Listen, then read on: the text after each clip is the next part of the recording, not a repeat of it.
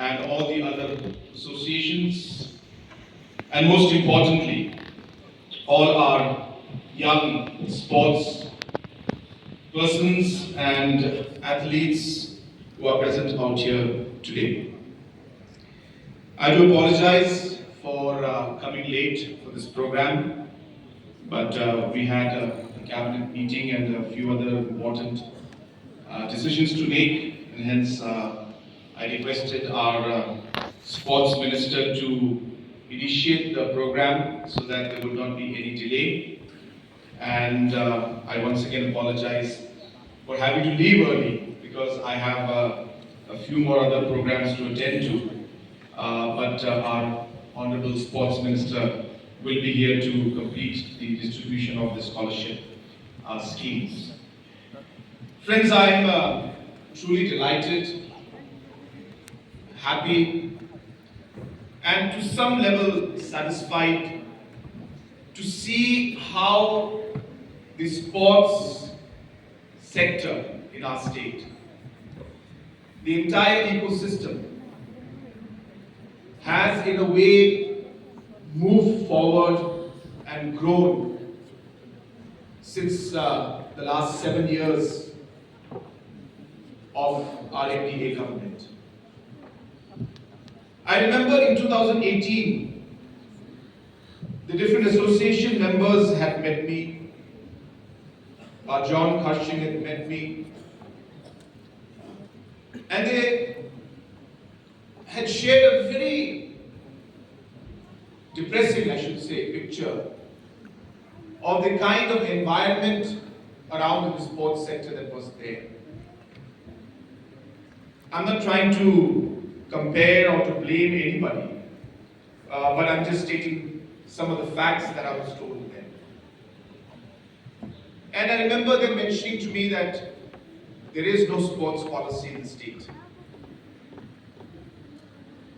The different awards that are given to our youngsters after winning medals is bare minimum.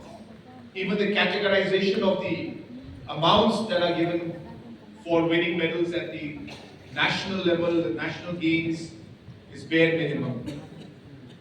The support structure or the financial support given to the associations is negligible. Hardly any funds were given to any of the associations to conduct their programs. There was no infrastructure or not enough infrastructure in most of the cases that were there. I mean, most of the disciplines that were there. Meghalaya Games in the last 48 years at that point in time, in the last 48 years, was held only twice in our state. And when you heard that story at that point in time, I tell you, I looked at that and it's almost like a sports person looking at a challenge in front of you and saying, wow, this is going to be a real uphill task. And it was an uphill task. But then we started like any other sports person would do. The sportsmanship spirit that we have. That every long journey starts with a single step. If you wait for the biggest things to happen in life, it will never happen. But when you start the journey and taking the first few steps, when you start practicing a particular sport, in the beginning it may look very difficult. But as you keep moving forward, as you keep practicing day in and day out, the momentum comes up. You start feeling that inertia. And before you know it, you're able to compete at the national level. Slowly you're able to win medals at the national level. And the journey for the sports sector has been very, very similar to that. Today, we are here distributing scholarships to our sports persons, athletes who have done well in sports area. Of course, I'm not saying that we're able to give large funds because we do have constraints. But what is important about this particular program and the scholarship that we're giving, there are two things to it. The first is, of course, the financial support that we would like to share. Sometimes we feel that amount is too small, but there is no amount that's too small. Even small amounts can make a big difference if used in the right manner. And therefore, we feel strongly that financial support should be given in whatever way possible, and what better way than to give the sports persons who have achieved something because of the hard work they've done in the last many, many years, support them through scholarship, through financial aid. And the second is really simply about recognition. I have always believed that a small pat on the back of any individual, telling the person that we are proud of you have done great, continue to work hard, can be one of the greatest motivations you can give to anybody to be able to achieve maybe the highest goal which even he or she thought was impossible. And that's really what we're trying to do out here. We want to tell you that we are proud of you. We want to tell you that your parents are proud of you. Your associations are proud of you. Your friends are proud of you. The state is proud of you. And we want to tell you that we are here to show our concern, our care, and our support to you. And that is really the bigger goal that we're trying to achieve. And apart from all of this, as you're aware, the different kinds of interventions we have made when it comes to sports, like never before. I don't want to get into numbers too much, but I'm sure you must have heard different speeches I've given at different times. That almost close to 75% or 80% of the funds that have been spent on sports, infrastructure creation, 75%, almost 80% of the funds spent on sports infrastructure creation in the last 52 years in the state. 75% plus has been spent in the last 7 years. There's a huge amount of money that has been spent, and infrastructure is being created like never before. I'm sure it's not enough. I know that there's much more required. But we are moving forward in a very, very aggressive manner compared to most of the other states. Most of the disciplines did not have places to practice. I'm not saying that we have created everything everywhere, but we are far off better than where we were when we started off. The sports policy has guided us. Today, for the first time, Meghalaya, its sports department, its associations, its sports persons are moving forward in what we call a scientific approach to sports. It's not about waiting for the child to show his or her talent when they are 16, 17, 18, 19 years old. But it is important to identify that at an early age in the right area where they have the talent and support them.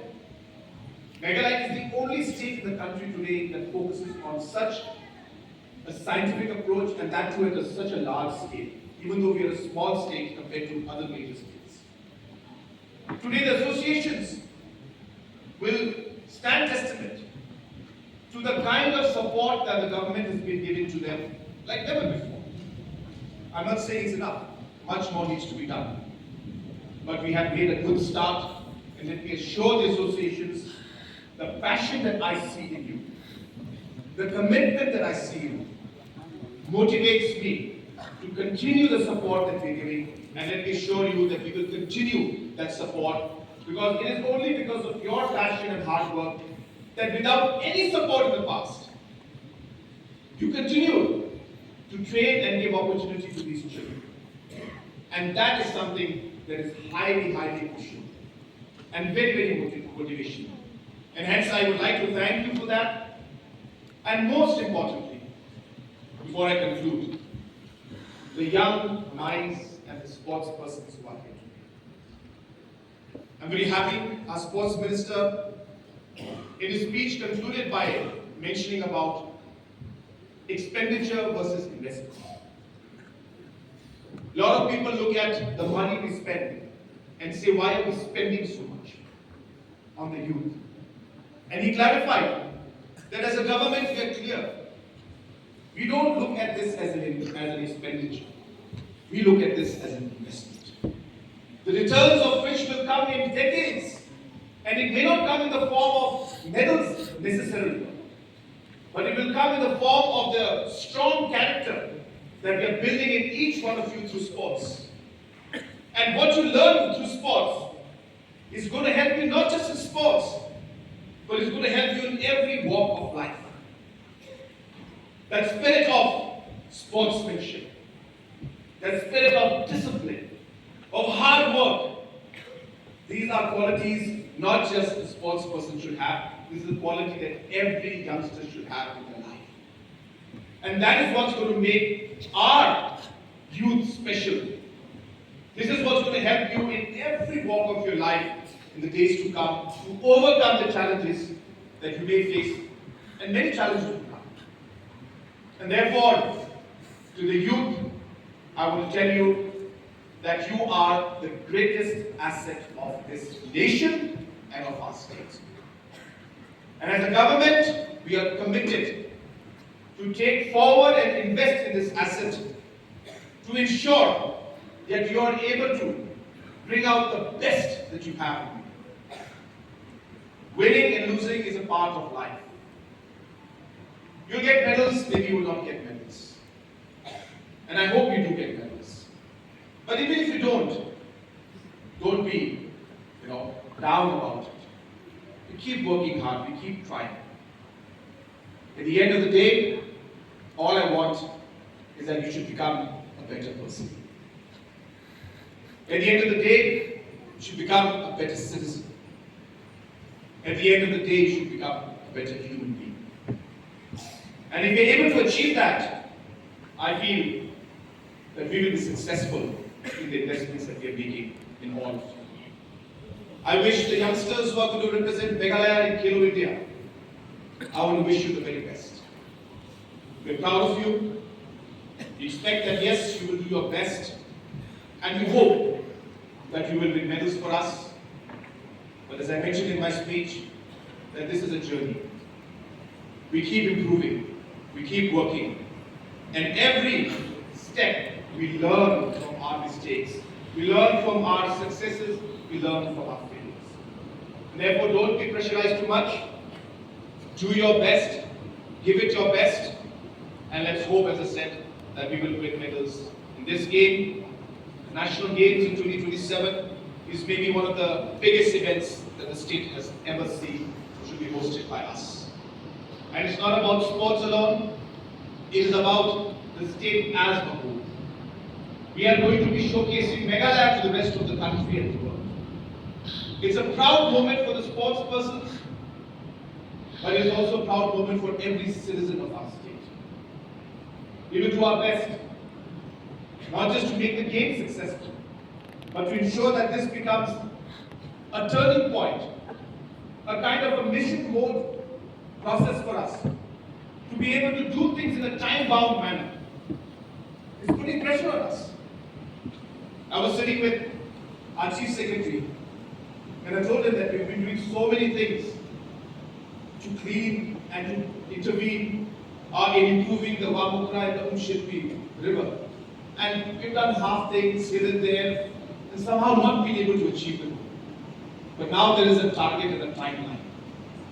Within the next 12 months, we have to do everything possible to ensure that we're able to clean up and at least make Umshilpi and the Wamukra river and the streams much cleaner than what it is today.